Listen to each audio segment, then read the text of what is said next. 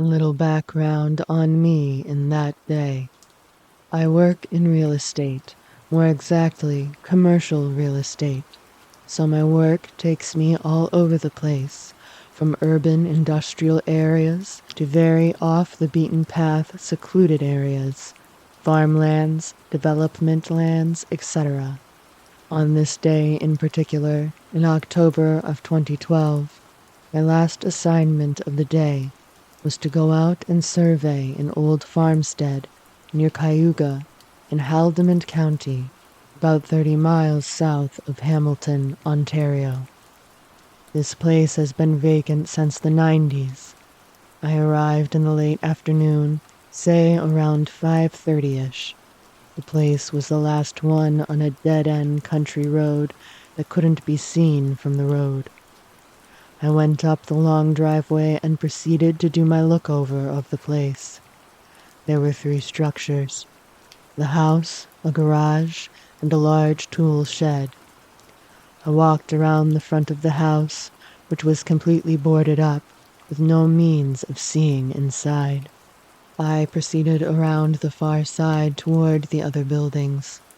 The shed was basically fallen completely down, but the garage was mostly completely still up. I noticed around the side manor a lot of huge scratches, and the door was like half broken down, but still held shut by a padlock on one side, and in the middle another hinge. The bottom part was forced inward, and the door and clapboards around it were covered with these scratches. But not like scratches a dog would leave. These scratches were huge and parallel, but spread apart, almost like fingernail scratches, and very deep. Obviously put there with a lot of pressure, but that's when I look down and see huge paw prints, but not regular ones. Round paw prints, almost elongated a little bit. The area around this partially broken down door was covered with these paw prints. If I had to venture a guess at how wide they were, I would say at least 5 inches. I was wearing heeled dress boots, and when I put my foot over the paw print, I could see the print on the other side of my foot. And I wear a size 10, so I don't have tiny feet by any means. I began to get very uneasy, and that's when I record noticing that all the sounds of the forest were gone. It was dead silent, and that is when I noticed that stench, like wet dog urine and feces. I mean, the whole area just smelled like rotten swamp, rot and decay. But this smell was strong and very putrid. I got very uneasy, like all of a sudden I knew I wasn't alone. And I decided I'd seen enough and quickly headed back to my car. That is when I heard something in the bushes, and it sounded big, and it was going through the trees very quickly and hard. I got back to my car, I got in, and locked the doors. When I started my car and turned on the lights, that's when I caught the eyes reflecting in the trees ahead of me. The eye shine was not at the level of a dog's head. It was a lot higher, I would say 4 to 5 feet up, maybe even a bit higher. I could not make out a shape as it was getting toward dusk, so there was a lot of shadows in the trees, but I thought I saw a large figure in the trees. But I couldn't be sure. I started to freak out a little bit and decided it was time to go. So I backed around into a wet, marshy spot and kind of got my car stuck. I was more interested in watching this thing than where I was going, which was a mistake. My attention quickly went back to the car as I tried to free myself from the mud. When I looked back to where this thing was gone. The spot it was I could see further into the trees, so there was definitely something there, but I could not see exactly a shape, more so just a large, shadowy figure. After several seconds of rocking my car back and forth, I managed to get out, and I left very quickly. I don't think I have ever been so scared in my life. Like I said, I did not clearly see what it was, but I just had the intense feeling of evil. Something bad was there. I returned to that spot about a year and a half after the incident, and the place was gone. Someone bought the property and tore it down and cut down a lot of the trees. But to the best of my knowledge, nothing has been developed there. It's just still vacant land. I've not really told anyone this, as I don't want to be ridiculed or made fun of. A coworker said it was probably a bear, but I know for a fact that there are no bears this far south in Ontario. I had long forgotten about this till I recently saw a video on YouTube about someone's encounter with something very similar to what I described. I handled the sale of some farmland on the nearby to the place I experienced this, Six Nations Indian Reservation. The client was easily in his 80s, if not older. I asked him about odd happenings in the area, like strange animals. I sort of told him about my experience, not in detail, just that I was on that property. He responded with a question. You saw it, didn't you? He went on to say that there are many things that are unknown to us in this world, but wouldn't comment further about my experience. Only said there is a good reason that that particular place has sat empty and unused for decades. I had the odd nightmare of that day for about a year afterwards, and I'm still very hesitant to do surveys in areas like that. If you're enjoying this narration, please hit the like and subscribe buttons, and we'll dive deeper into the unknown. I posted this on the subreddit Cryptozoology a while back and had a range of responses, including Dogman and Black Shuck. I had initially ruled out Dogman as what I saw looked like a giant dog on all fours, not bipedal. Anyway, you guys read what I saw and let me know what you think. This happened about 6 years back. Back then, I lived in a small village just outside Sherborne, Dorset, in the UK. I can't remember exactly when, but I think it was about December or January time, as it was freezing cold outside, and I'd just left a parents' evening at school. Worked in Yeovil as a teacher and was driving home about 8 p.m., and it was dark already. So I was knackered, had my radio on, and did the 20-minute drive home. The car was heating up, so I was starting to feel comfy and sleepy as I drove through Sherborne, out into the Dorset countryside, towards my home. My house was situated down a single-lane road, with woods on one side and big fields on the other.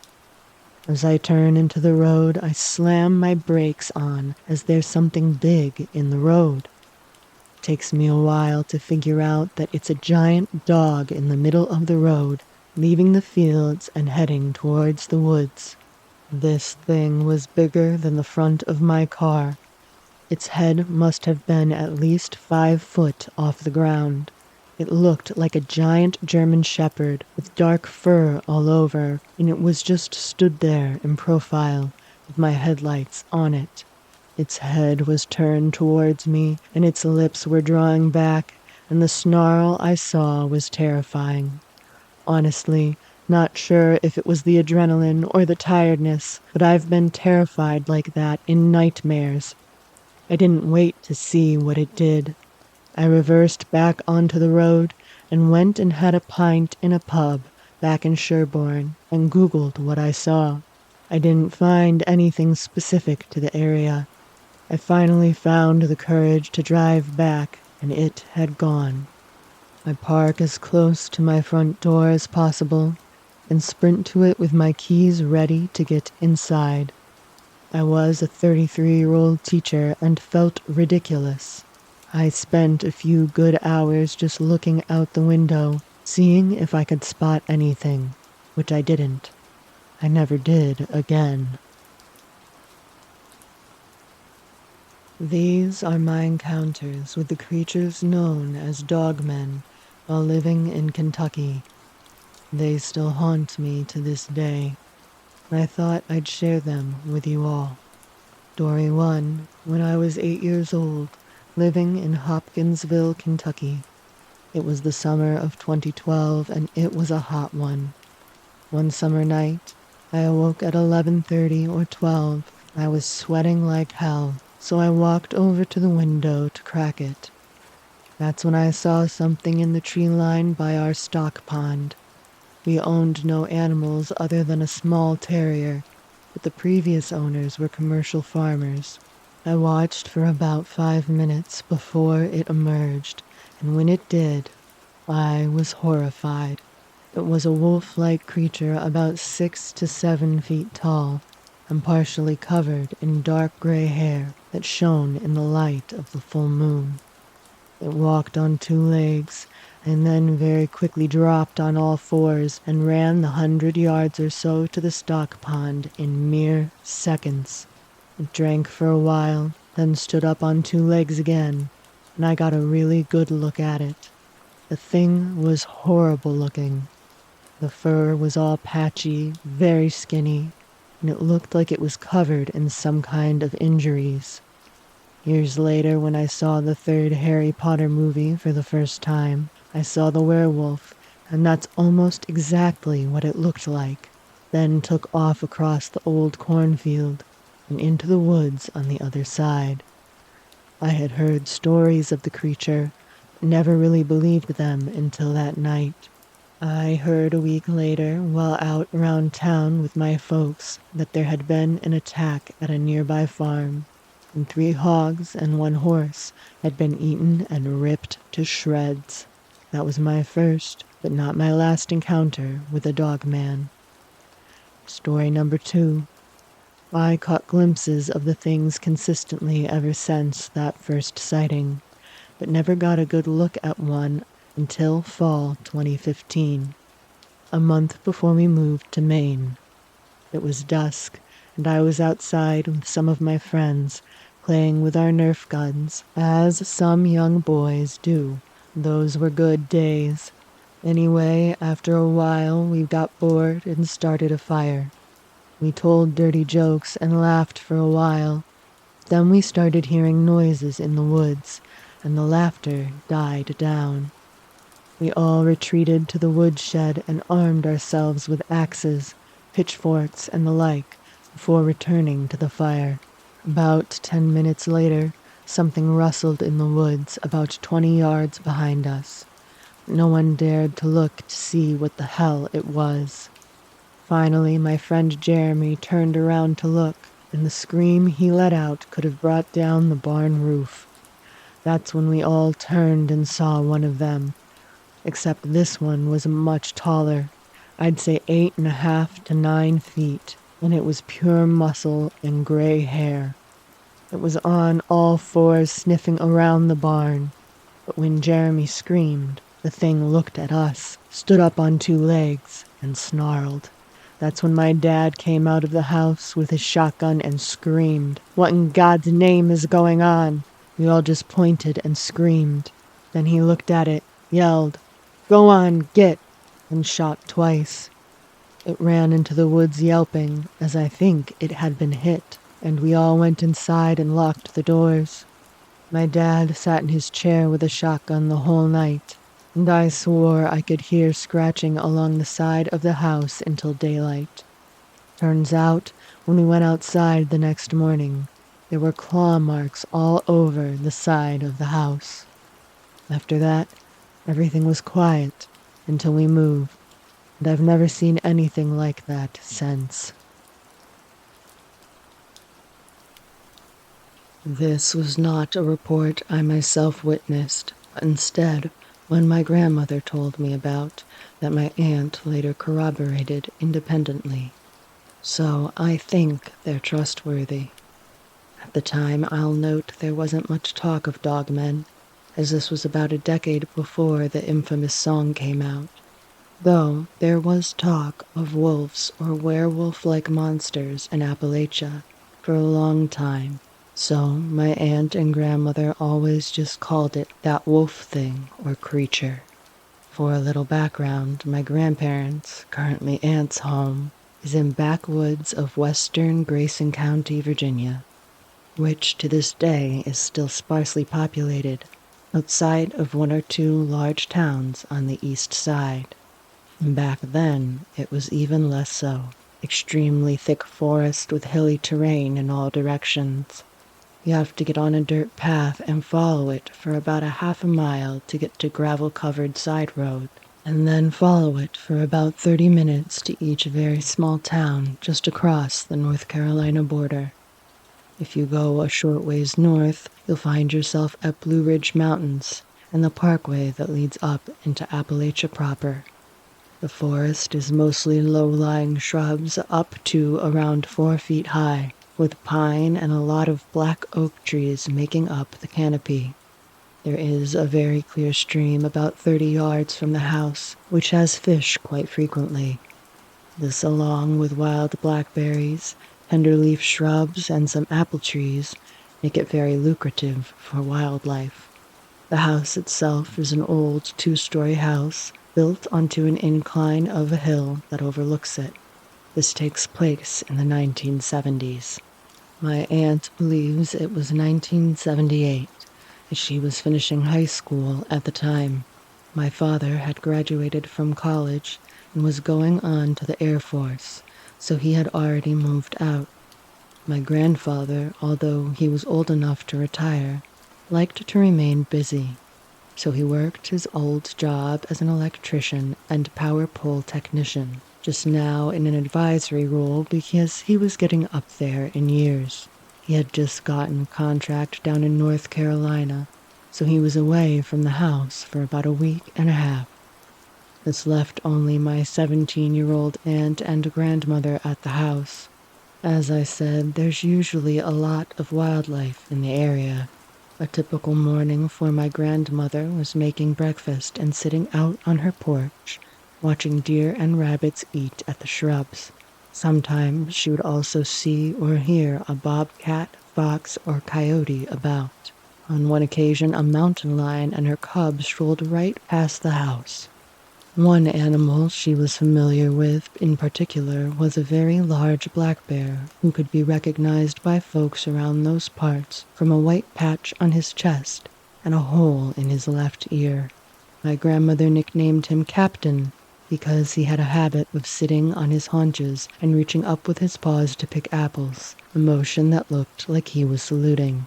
Captain was a very big black bear, but he wasn't very aggressive and less tested. He seemed to have an agreement with my grandmother and grandfather that if they left him alone, he would leave them alone. He'd just strolled by the house every now and then to have some blackberries on the bushes or apples that had fallen down. Often he was too big to climb trees much more, and the fruit trees around the house were low enough he could reach up and pick food. My grandfather guesstimated he was somewhere in the 500 to 600 pound range, and roughly 6 feet tall, as my grandfather once measured some scratch marks he left on a tree. During the week, my grandmother noticed a fairly sharp decline in the animals nearby. It was the latter part of the summer in a wet season, so most of the plants were in full bloom, and the leaves were at their tenderest. She couldn't see hide nor hair of any rabbits or deer coming to graze. A coyote she heard yapping every night for the past month seemed to vanish. A few neighbors, by neighbors I mean people who live within 5 miles, stopped by and told her that something had taken their dog and their chicken coop had been smashed into. They assumed the mountain lion that lurked about had done it, since it was the only other thing that could feasibly take down a large farm dog, as they had seen Captain. The only other predator nearby big enough to take down an 80-pound-plus farm dog the day after in a completely different area, gorging himself on a dead deer. They checked around but couldn't find anything. The next night, my grandmother was woken up by my aunt, who told her that she heard something bang against the outside of her wall. They checked around in the morning and found one of the deer butchered with a bloody smear on the wall. Judging from the way the gravel was distributed, the deer had been walking by the house when something ambushed it, and in the struggle it got smacked against the wall. My grandmother, having grown up in the woods, was familiar with predator kills and methods. Mountain lions tend to jump on the back and rake their claws across the flanks to hold on as they bite the neck. Black bears will usually break the neck or back with their paws while biting the head. On the rare occasions coyotes attack deer, they usually do it by biting down on the inside of the leg and twisting to rip the muscles and arteries. This kill clearly had the throat ripped out. There weren't any claw marks to be found, and the bite looked narrower than what a cougar could do. Plus, she could gander there was only one predator from the way the ground had been disturbed, which didn't make sense for coyotes, as they typically hunted in pairs, since just one alone isn't usually enough to bring down a full-grown deer. After disposing of the carcass, the next few nights were relatively uneventful, except for the fact that several times my aunt or grandmother would be woken up in the middle of the night by the sound of something panting outside. Now in these woods you can hear a pin drop if it's close enough, and at some points they could swear the animal making the panting was directly outside the wall. One day my grandmother was picking some berries when she noticed what looked like dog tracks of a very large hound going through a mud flap bordering the nearby stream. Thinking it might be the missing farm dog who had maybe just run away, she followed the tracks until she heard something loudly growling at her from across the street.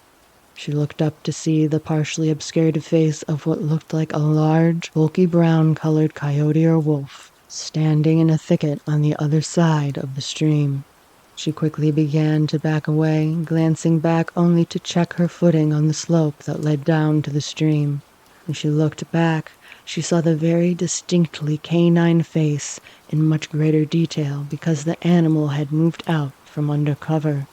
But instead of stepping out of the leaves like she thought it did at first, she soon noticed that it was instead standing up on its hind legs and peering over the shrubs. Now she had seen canines stand upright before. Dogs do it, foxes can do it, coyotes sometimes do it. It was the size that took her off guard. She had been to that exact same thicket of shrubs just the other day, and her head only just barely reached the top, and my grandmother was about 5'3". This thing had its head pitched clear over the shrubs with a little bit of extra visible, and usually when a predator is making no attempt to hide, it's usually because it's trying to intimidate someone. My grandmother managed to back away to the hill without turning around, and when she started to get out of sight, the creature stepped out of the thicket onto its hind legs. It strolled forward in a very uncanny way she had trouble describing, but she insisted it never went back down on all fours. Needless to say, she ran into the house on a pack-pedal sprint. That night, they heard the panting again, along with a distant howl and scraping sounds. They found the garage door, back door frame, and kitchen window frame all had claw marks on them from something when investigating. The canine creature was seen a few more times across the week by my grandmother and the neighbors, usually on or near the area of my family's property. My aunt finally saw it when she saw a pair of fuzzy ears outside her window. Now she wasn't startled right off the bat from this, as Captain had come by her window a few times before, and she gradually lost some of the fear of the big bear over there. But in that case, his ears barely reached the windowsill, whereas in this case, you could clearly see them on top of the owner's head. She quickly realized it wasn't the bear because of the pointed shape, brown coloring, and the fact that it had two fully intact ears. They also started to detect a very pungent smell on a side door porch, one time finding what looked like some urine or other liquid stains on it, suggesting an animal had scent marked it to claim the spot. It all came to a head on a Wednesday night when they heard howling in the distance growing closer. My grandmother flipped on a porch light and glimpsed the canine animal quickly sprinting across the lawn on its hind legs, her sighting confirming how big it was. She's seen timber wolves at the zoo up to 150 pounds, and she was certain that this was at least a bit more than 200 pounds. For several hours of the night, they could hear it roaming around the property, pressing against doors like it was trying to find a way in.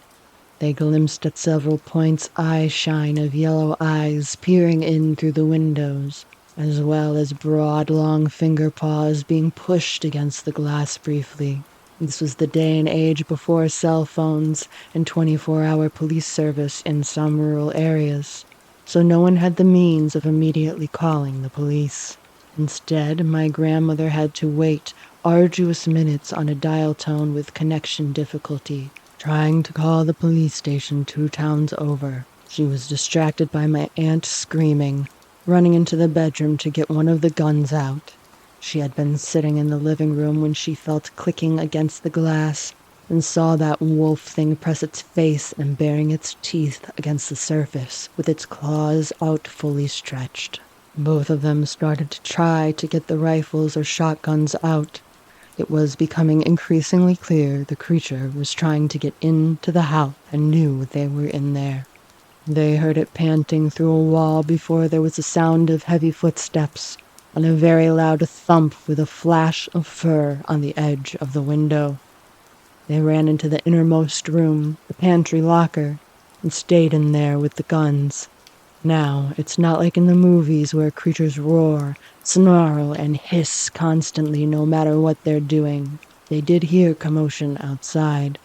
My aunt and grandmother hadn't the faintest idea what was going on and didn't investigate until the morning after. But they can tell something was antagonizing something else, as occasional grunts, barks, and rummels were audible through the blackness for about a minute, and gradually moved off. They found no bodies, but there'd clearly been a ferocious altercation. The ground was ripped up in multiple spots, the wall had a dent in it, and there were some oxidized blood traces on the grass and dirt. My grandmother also found a trail where something had charged through the shrubs and recovered several vague dog prints as well as wider tracks, moving in the same direction. The other animals all seemed to come back by the end of the week, and the howling stopped. When my grandfather came back home, he, my aunt, and some neighbors surveyed the area to make sure they couldn't find the wolf creature. Evidently, the neighbors had also heard howls around the property at night that stopped recently, too. They couldn't find it despite surveying the whole property, though they did find what looked like a trackway leading out of the property and running off into the mountains. Several days later, my grandmother saw Captain again, marking his territory by rubbing up against a tree in their yard and scratching the bark. He had several cuts across his muzzle, with missing patches of fur. He had some healed bite wounds on his arm, and the hole in his ear had been torn open to the point he was missing half the ear below. But other than that, a slight limp that went away with time, he was fine. My aunt joked he looked rather proud of himself. When he was told about the urine-like smell on the doorstep when the wolf creature was running amok, my grandfather speculated it was trying to claim the territory. Usually black bears are relatively docile, but evidently Captain took issue with this newcomer imposing on his space and became aggressive. So what my grandmother and aunt heard that one night was the bear charging while it was distracted and engaging the intruder. While the wolf-looking creature was taller, it seemed skinnier and less massive, and apparently in a confrontation and threat displays that likely followed, sheer bulk won out.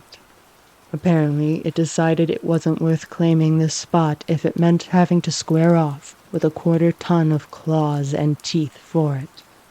Captain had run the intruder off to protect his territory, and coincidentally helped my family. As a thank you, and so he could recover his strength quicker, my grandmother trimmed the apple trees down all the fruit and let the bear enjoy himself without feeding him directly. Don't want to associate humans with food. Winter would be in a few months, and she wanted him fattened up so he could stick around the next year, just in case. As she put it, the forest will always have a boss, and it's better to have one who's not interested in eating you. Decades have gone by, and while both my grandparents and Captain have passed, the Dogman creature never returned. There's been about 3 black bears who've moved into Captain's place since, and each has grown about as big as he was. Thankfully, that seems to have been enough to ward off any large canines. The walls of the new house crawled. Mom said it was just the heat, warping the old wallpaper. We moved from Oregon to Louisiana when I was 12, a 35-hour drive littered with gas stations and motel rooms. I missed the rain and the soft skies and our green backyard with its tire swing. I missed my dad, left behind with the swing in Oregon. The house we moved to was on the edge of the woods. Mosquitoes the only thing that stirred in the trees that seemed too tired to move in the heat. We unloaded our lives from the back seats of the car. The house a strange and echoing thing without any furniture, except the kitchen appliances and the beds upstairs. We unpacked until the sky turned pink outside, sun slowly melting into the treetops. Mom and my little sister Jamie sat either side of me on the back porch, cross-legged without any chairs. We watched the light change, so different from the pale sunsets back home. Then I realized that this new sky was home. A rustle in the long grass growing head-high around the side of the clapboard house turned us that way. A man walked towards us, shirt sleeves pushed past his elbows. Mom's face lit up with recognition as he raised one hand in greeting. "Bill, hi, come join us," she said to him, standing to her feet and cocking a hip. "Eva and Lila thought I'd come and check you and the girls were all settled." His voice rolled with a Louisiana lilt. Me and Jamie looked at each other. Bill reached the porch and bent down to our level, hands on his denim-covered knees. "Hey there, girlies." He got no reaction from us and chuckled over his shoulder to my mom, who smiled back. "Why," he continued, "both almost as pretty as your mama here." "Bill is the nice man who sold us this house," she explained. Why was she blushing? Jamie scowled, freckles scrunching on the bridge of her nose. Bill and Mom talked a while on the porch, and eventually we were sent to bed. Me and my little sister now shared a room painted white. The pink bunk bed in our old house wouldn't fit in the car, so we now slept in the twin beds already there when we arrived, pushed to either side of the room, with a cross hanging on the wall between them. We grew up sleepless and afraid in those first few days. In the dark, Mom, too absent-minded to fill the empty light fixtures in the house until a week after we arrived. When the sun set, all that separated our bedroom from the river outside was the window, lace curtain adrift in the breeze that pushed through the gaps in the frame. Jamie, long-haired and the braver of us, would watch our bedroom door every night until her eyes fell shut. Jamie was the only 7-year-old I knew who slept without a stuffed animal. Instead, she cuddled the baseball bat our dad had given her the year before. Jamie missed her Little League team almost as much as she missed him. I slept with my back to the door, terrified if I joined her I'd see something too. Jamie finally told me why over breakfast a few weeks later, milk dribbling down her chin from the Lucky Charms she was cramming into her mouth. He was there again. Mom sang softly to herself in the background as she poured more coffee. I had always loved the smell of it. I'd begged Mom to let me have a cup. She laughed when I spat the bitter liquid straight back into the cup. Mom hadn't laughed much lately, and the room seemed lighter, sunshine creeping slow and hazy up the countertops in the late morning. Jamie's words brought that dark feeling right back in, the one that kept me sleeping with my back toward the door. What? Fear flooded in my stomach, but I didn't know why. Jamie tilted her head. I expected her to giggle and tell me the punchline, or the story she had evidently made up. Instead, she stared right at me, tucking her hair behind her ear, serious and small at the kitchen table. The Dogman. He was watching us all night, but I wouldn't let him in. She scrunched her nose, crushing her freckles, and ran out into the backyard, Mom calling after her not to stray too far into the trees. I have to drive into town to get some things. Why don't you go with her, baby? Mom asked me, brushing my cheek with her thumb. The thought of being on my own in the house made my skin crawl. So I ran after Jamie, back door still swinging. She was standing right on the edge of the grass, rusted chain-link fence marking the border between our house and the woods. She was staring into the trees, so still I had to look twice to see if she was breathing. The air hung silent. I reached for her, suddenly afraid if I didn't touch her, she would never move again and I'd be left alone. Jamie, I called, hands outstretched like I was praying. She turned so suddenly, hair falling into her eyes. She moved so fast. What were you looking at? I asked, pushing it from her face. I lifted my eyes past her into the trees. Shadows fell dark green to the tangles of plants growing at their roots, bugs singing in the swamp grass. There was nothing else there. It was a Dogman, Kenna. He was waving at me. She shrugged, soft cotton of her Care Bears t-shirt slipping off one sun-browned shoulder. I didn't wave back, and dragged her inside and locked the back door with the keys. Mom kept on a hook by the window. Jamie argued with me the whole time, desperate to ride her bike around with the kids from the neighboring houses, down the red dirt roads. I refused and kept the door locked until Mom came back, even when Jamie pulled my hair. It was past dinner time when she finally came home, arms full of groceries in brown paper bags. Jamie ran to her, yelling and waving her hands. She pulled up short in the hallway before she could reach her, as Bill stepped into the kitchen with a smile, bone white. "Hey there, girlies," he said, dumping more paper bags on the counter. "What's all this fussin'?" Mom, Jamie said. She saw it behind him. Jamie shook her head just once, but it was enough. "Something in the woods," I trailed off. Bill laughed and ruffled Jamie's hair. She ducked out under his hand and moved across the room to stand next to me, tucking her fingers through the belt loops in my shorts like she did when she was nervous, when she needed something to hold on to. Mom smiled apologetically at Bill. He chuckled, slow and loud, in our small kitchen. "I'm sure these two just saw a critter or a hunter after it out there in the woods. Nothing to concern yourself with, Lila," he said. He stayed for dinner that night and sat on the porch with Mom long after we went to bed. I woke up in the blue dark, sheets sticking to my back. I needed water. I looked for Jamie, curled around her baseball bat, hair a tangle of blonde on the pillow. I turned to the doorway. Mom would leave the now replaced hall light on for me at night, knowing I was scared of the dark, but too proud to admit it at 12. Silhouetted in the yellow was the figure of a man.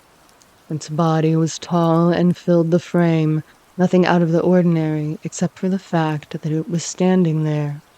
But its head, like a wolf, outlined in the dark. Two white eyes stared at me, passive and still. I could hear it breathe, panting like a dog. Footsteps on the stairs stop halfway. Too scared to do anything but lay still, I fell back to sleep, uneasy. I dreamed of running through the woods in my bare feet. I told no one. Every night, Jamie still watched our bedroom door, green eyes wide in the dark. And now I joined her. The days kept coming, sun-drenched and slow. Jamie, loud and brave with dirt under her nails, made friends with the kids in the houses around us. and every day would run wild with them in the woods, warnings from parents about dangers of the river always ignored. I spent my days with the boy who lived in the one-story house opposite us, Jake. He was soft-spoken and a year older than me. We met when his mom, Amy, banged on our door one Wednesday afternoon, dragging him by the hand. She had an infectious laugh and would often come over unannounced after that, bringing Mom sweet tea and cigarettes. They would sit on lawn chairs and talk until the moths came to kiss the porch lights.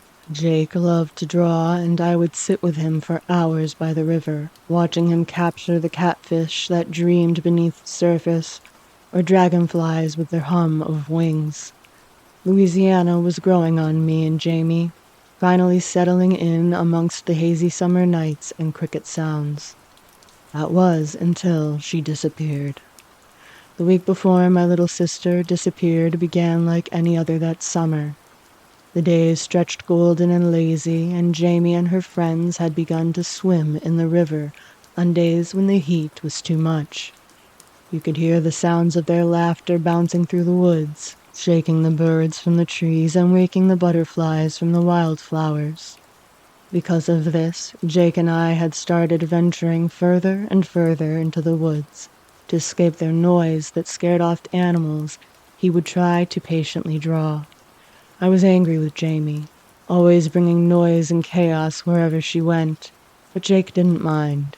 It was a Saturday in late July, and me and Jake were walking deeper, past the creek, and the white cross nailed to a cypress tree trailing Spanish moss like a child bride. Every so often I'd catch him looking back at me, as if he had to check I was still there. We reached a clearing and Jake abruptly stopped. A tree grew alone in the center, older than both of us, trunk weathered and sun-bleached by the years. Covering the base in heaps were Walmart bouquets of baby's breath, pink flowers wrapped in plastic shrouds and wilting in the heat. Bouquets piled underneath had begun to rot in the dirt. Butterflies landed hesitant among the fresh flowers, wary of the smell of death beneath. Stuffed toys sat atop the decay, a pink bunny missing an eye, a lamb with a satin bow round its neck, stained with mud. Candles, some painted with a faded Virgin Mary, like the ones in church, were lit amongst the toys and flowers and cards, a steady flicker in the shade of the trees. I wondered who was lighting them. A bottle of Jack Daniels filled with white roses jostled for space. The small statue of an angel, face in its hands, and covering everything were the photographs of the same 4 girls. Some were middle school pictures, smiling for the camera with gaps in their teeth, photo frames starting to rust.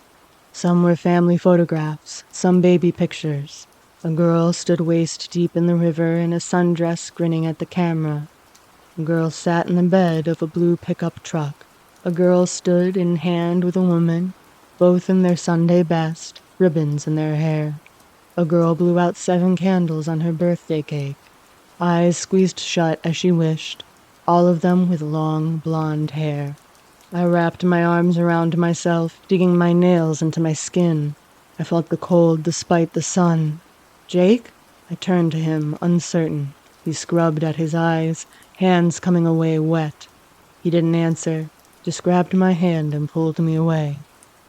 He wouldn't talk to me as he pulled me back through the woods, ignoring all my questions until I gave up. We cleared the trees and jumped the fence into my backyard.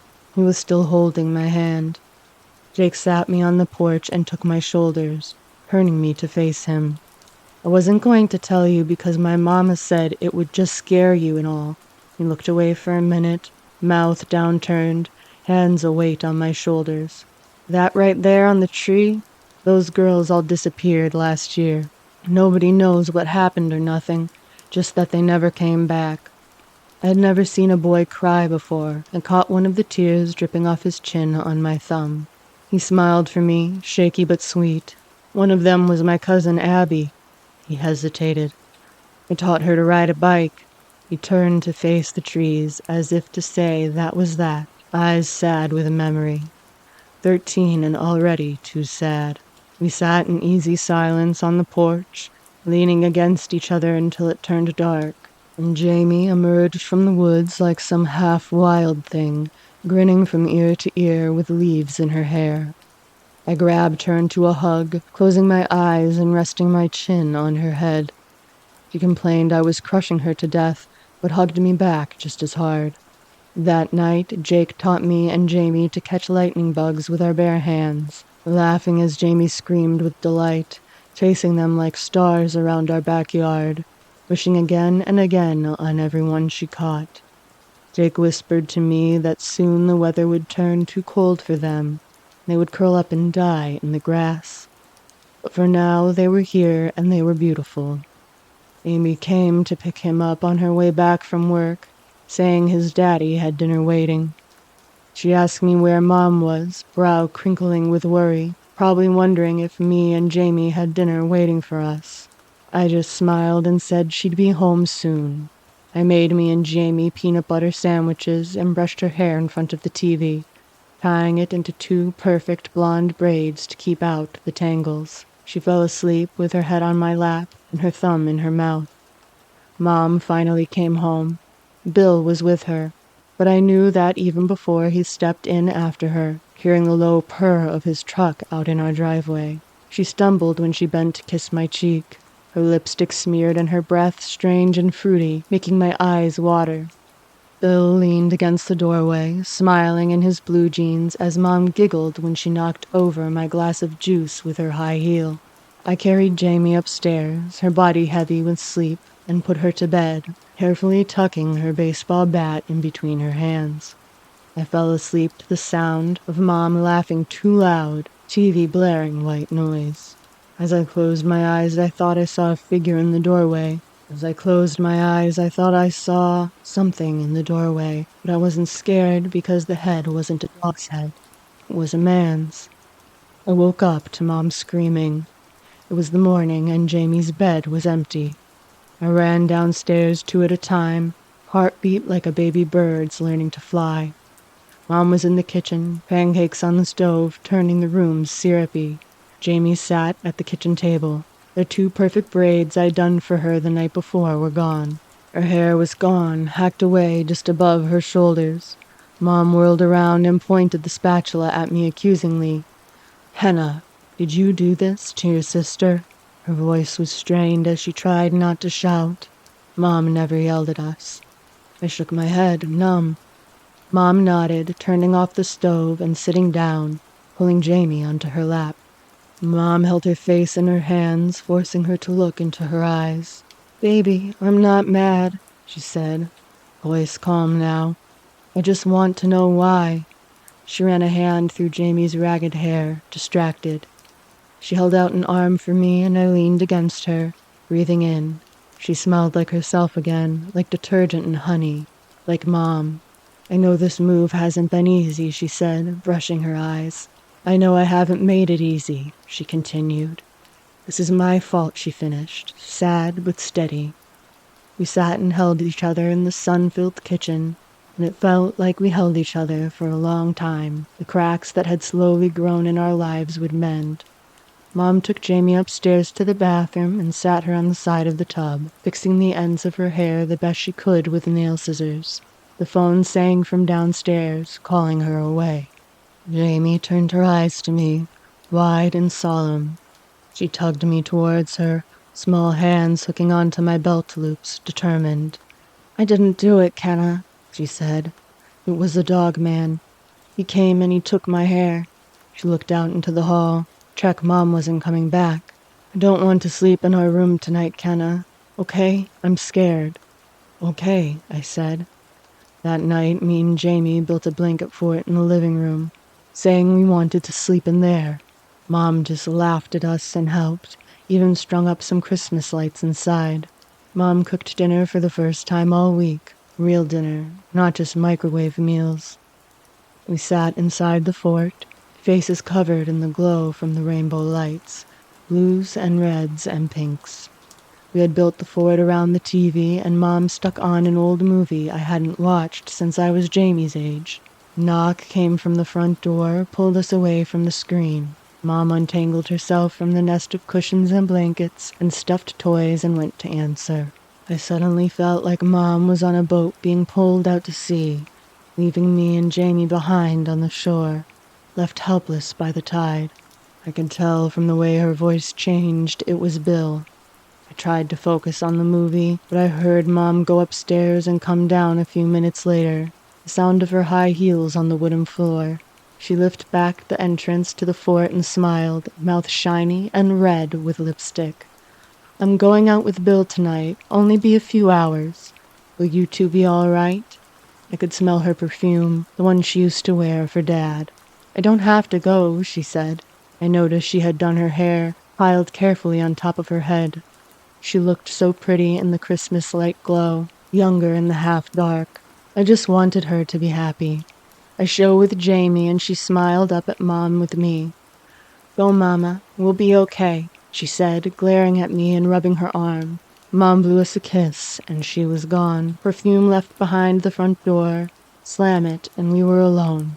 Jamie punched me in the arm hard for payback. I glared at her until her mouth twitched, and we both dissolved into giggles, settling down to finish the movie. We fell asleep with our legs overlapping, Jamie's steady breathing lulling me to sleep like the ocean. The next morning, I woke up alone, a mess of blankets next to me marked where Jamie had been. I stretched and crawled out of the fort.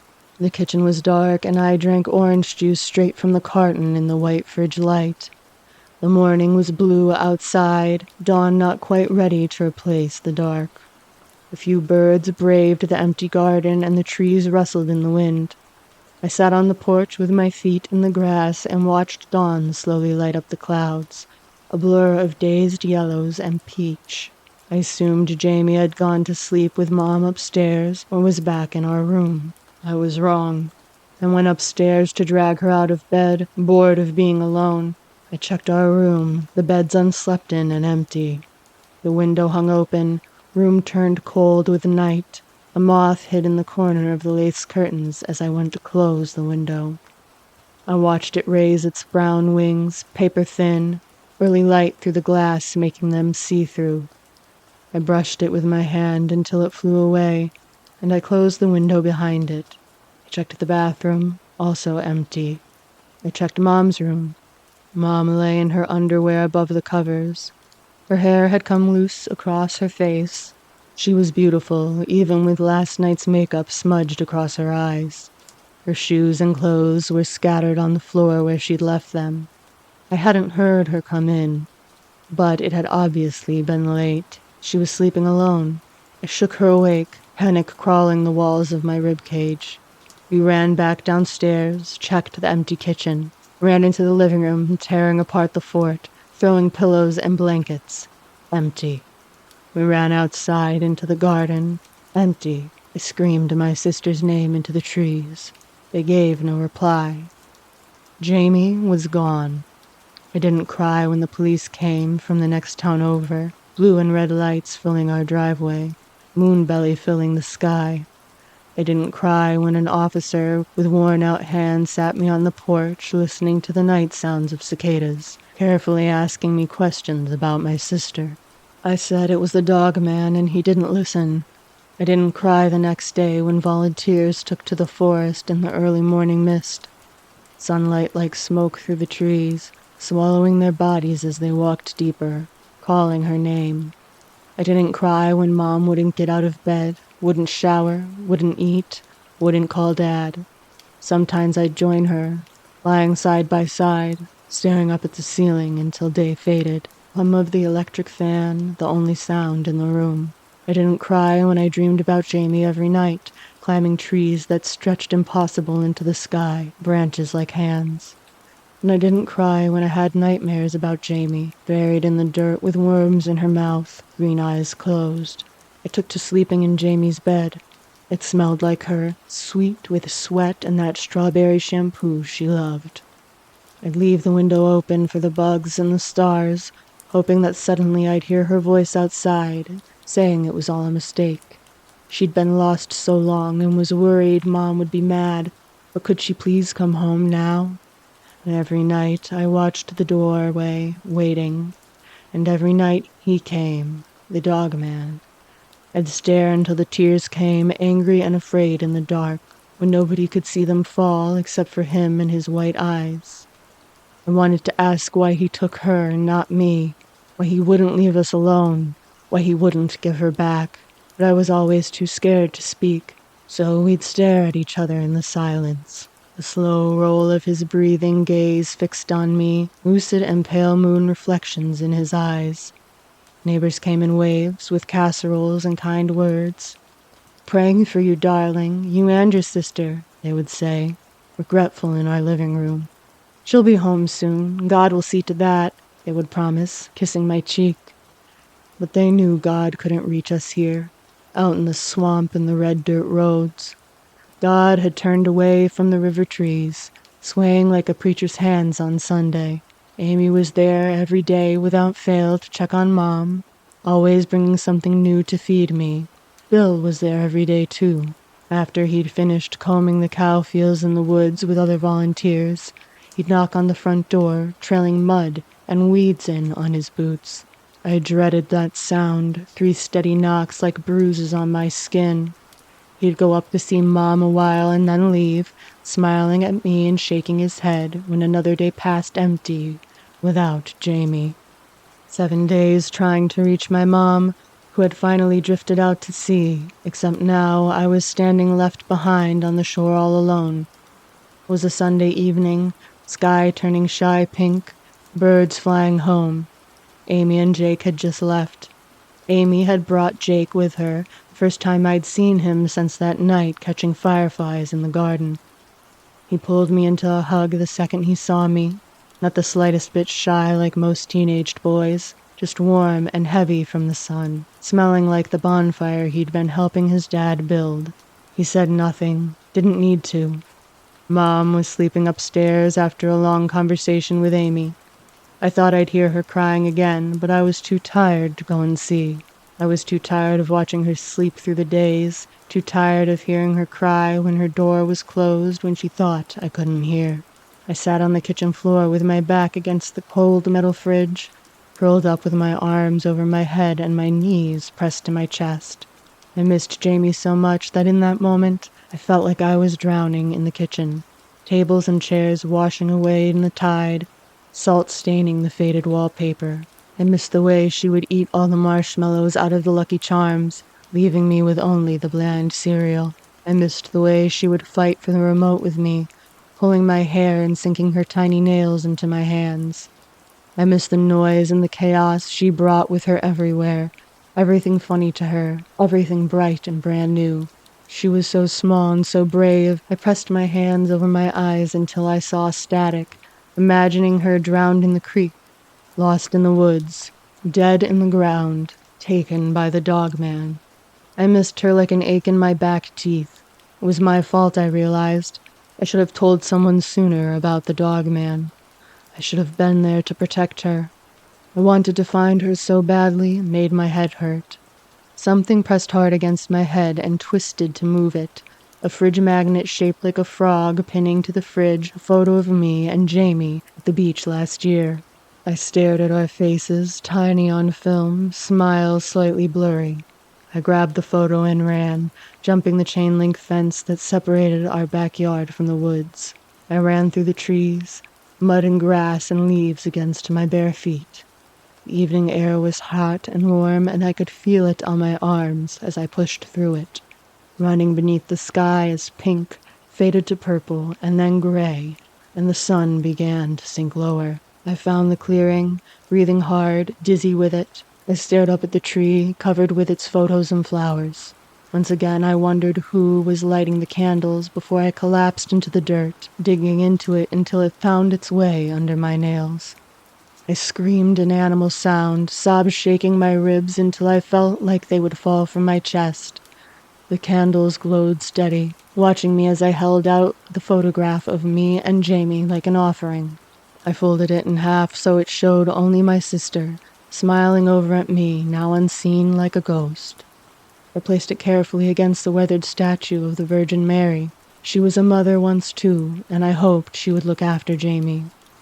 I cried in the warmth of the candlelight. hoping I could hold the cracks together long enough before I broke.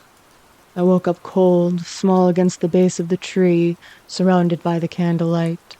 The moon hung half full in the sky, constellations flung across the swirling black. I wasn't alone. The Dogman stood, head tilted slightly to the left, watching me. He tilted his head the other way when he noticed I was awake, watching him. I stood, feet slipping over the piles of flowers and toys, pushing myself up on the rough bark of the tree. I wasn't scared anymore. I didn't care if he wanted to hurt me too. I bared my teeth. He shook his head. I drew a breath, confused. He stepped into the light. Some instinct in me, older than I was, howled and told me to run. I stayed. In the light I could see he was more dog than man. His legs were as if a dog was standing on 2 feet upright like a person, but still an animal, still unnatural. Fur that covered him from the ribcage down was thick and shone in the creek water in the dark.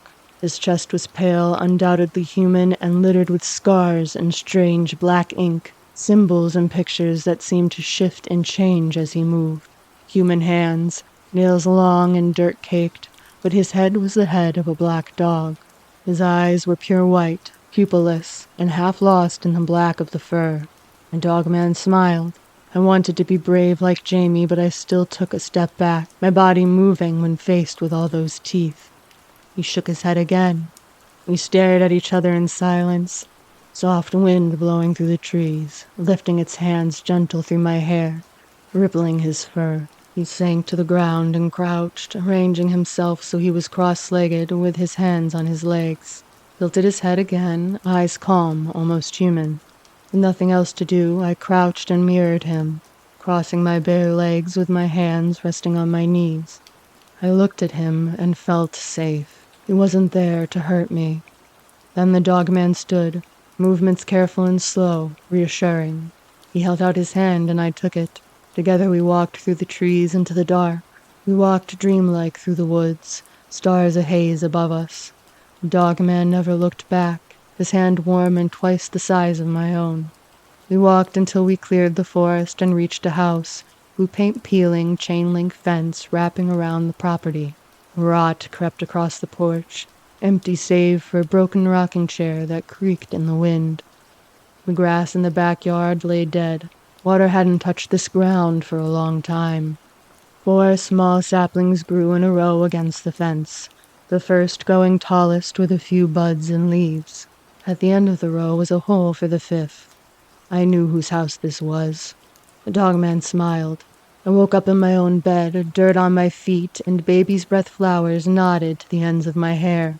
I sat at the kitchen table, feet swinging off the ground I wasn't quite tall enough to reach. As I picked up the phone and dialed, I looked out of the kitchen windows as the sun rose. The first person I called was Dad. I heard his voice over the phone for the first time in months and felt like coming home.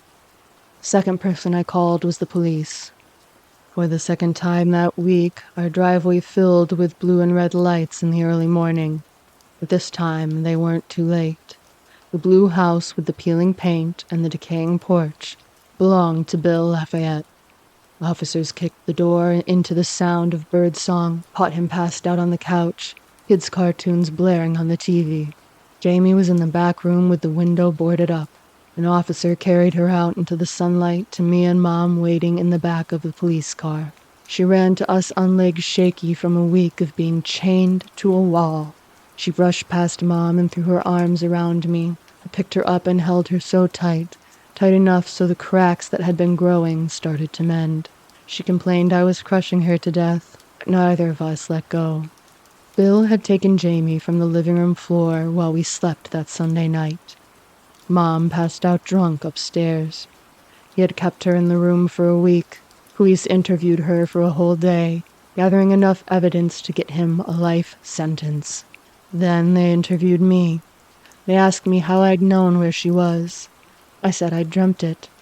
They left it at that. They sent Jamie to the hospital, an hour's drive away, to run tests and check she was okay. She told me and Mom as we sat by the bed of her story. He'd hit her, pulling her hair again and again, screaming about how she was wrong. She was all wrong. 4 trees in his backyard marked the bodies of Gracie Freeman, Becky Adams, Jenny Hayes, and Abigail Holtman, all 7 years old with long blonde hair. Bill had been planning on a 5th. Dad arrived the next day. He stumbled from the car, eyes bloodshot and hands shaking. He had been driving since I called him, through the night, stopping once to sleep and once to refuel. I imagined him on the highway in the dark, headlights of halos around him gripping the wheel. He held Jamie in one arm and Mom in the other as they cried into his shoulders. He looked up at me from behind their blonde heads and smiled, hair as dark as mine. Jake gave me a drawing he'd done, me with my legs in the river and my hair in a braid down my back. Written on the back in pencil was his phone number and 2 words. Thank you. Amy kissed me on the forehead and said she'd miss me, was glad we were leaving. I said the same. We packed up our entire lives into the back seats of the car and made the 35-hour drive back to Oregon. Back home. Me and Jamie stared out the back window of the car as we drove away. Red dirt road beneath the wheels, white house growing small in the rearview mirror. We passed by the wheat fields, cows grazing in the Louisiana sunshine, brown with their sleepy eyes. A billboard flashed past, green paint letters letting us know God is watching. Past the swamp, trees slow growing beneath moss in the shade. We passed the woods, and there he stood in the tree line, head tilted to the side with his wide white eyes. Me and Jamie waved. The Dogman smiled.